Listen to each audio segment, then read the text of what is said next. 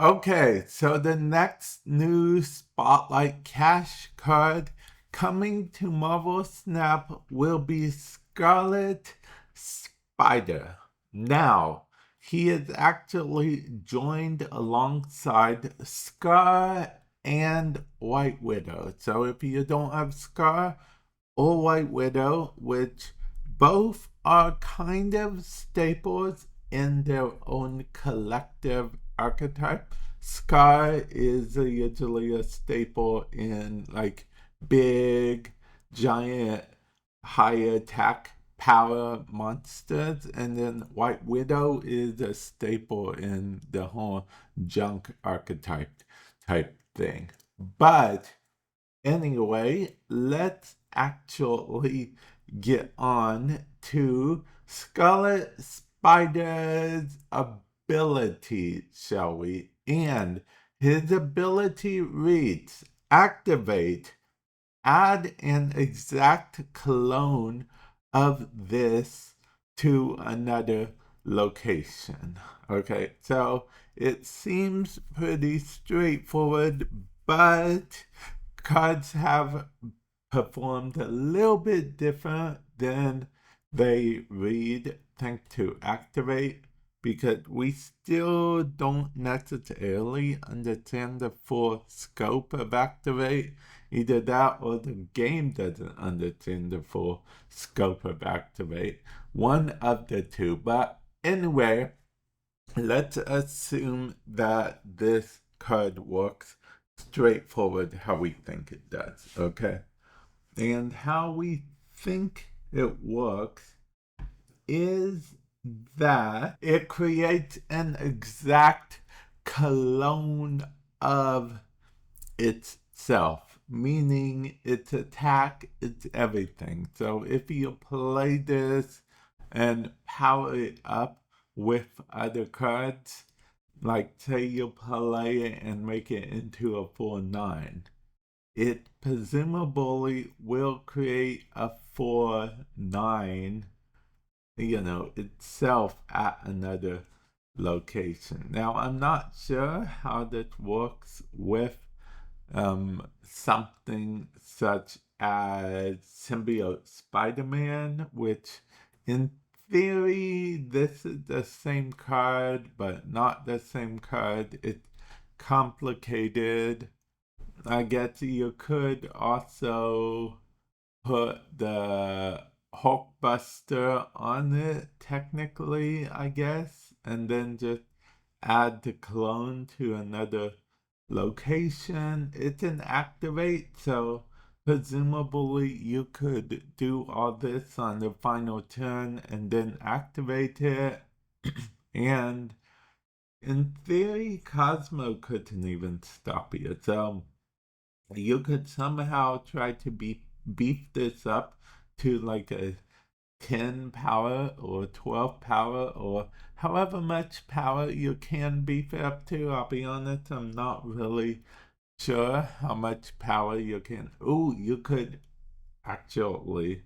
That is very odd because it's not exactly a 3 power, so it doesn't get benefit from a surfer deck, but it gets benefit from all the cards that are in a surfer deck, if you know what I mean. It gets benefit from the whole, the deck, everything gaining 1 power or 2 power. It would get benefit from that. It would get benefit from gaining 2 power while in your hand. So yeah, it would just gain that. Arena would help it quite a bit, but so would Forge. There's so many things I feel like could help it, because basically you're just looking to increase its power as much as you can, right? Because then you can just create a copy of it somewhere else.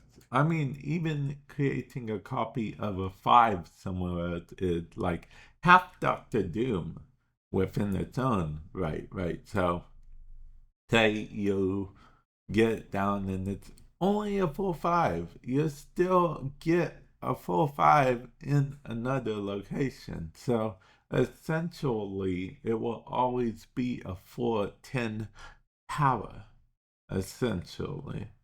The only caveat, I guess, would be if your opponent somehow removed its ability before you could activate, like maybe they read Guardian before you can activate because they're anticipating that you are going to power it up, and for some reason that's the only card in that lane.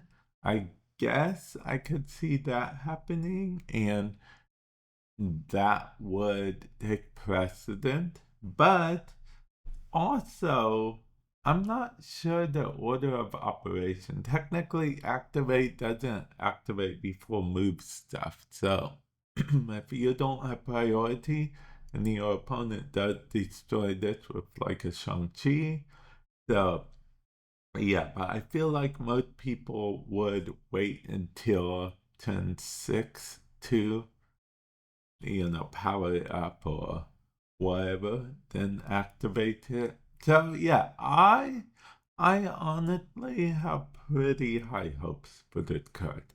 Like I said, at worst case scenario, and this is absolutely worst case scenario, it's a slightly weaker Doctor Doom, right?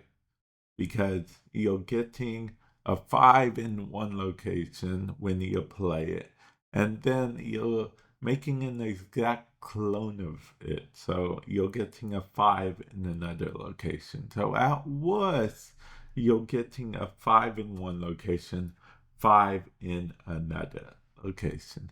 Now, with that said, ideally, you'd want to make sure you're buffing it quite a bit. So you can get like maybe a 7, a 8, an 11, a 12, whatever in another location. I'm trying to think if there are any ways to beef its attack up even more. So in theory, you could, and presumably each card can do this. So something like cloning vats could be potentially huge for this card. Something that could clone it or anything like that would be pretty huge overall, I would think. Of course, I have a few ideas for this card. It being 4 does make it a little bit clunky, I suppose, but that's just because it feels like a card that would be perfect in a Silver Surfer deck, but it's a 4/5 and not a 3/5 or a 3/4 or anything like that. And honestly, I think they did that intentionally. Can you imagine this in a Surfer deck? Can you imagine if this was a 3/5? It would go crazy because it would be just a staple in every Surfer deck. But that's the thing. This isn't inherently a move card at all. So you could argue that it's not a staple in move decks. It's just kind of there. I'd be interested to see what people decide to use this card in. Scarlet Spider does look like he had potential, but I'm not entirely positive yet what kind of deck he belongs in at the moment. Now, as for if you should pull for him, he actually, as mentioned before, is joined by Scar and White Widow. If you don't have either of those cards, then you may as well maybe pull if you're interested in either one of those archetypes. With Scar, you'll have the raw power archetype. With White Widow, you'll have the junk / Kellogg archetype. So Yeah, and I mean they see some play outside of the archetype, but those are the main archetypes. But yeah, let me know your thoughts, comment section below. And with that said, I will catch you guys in the future. Later.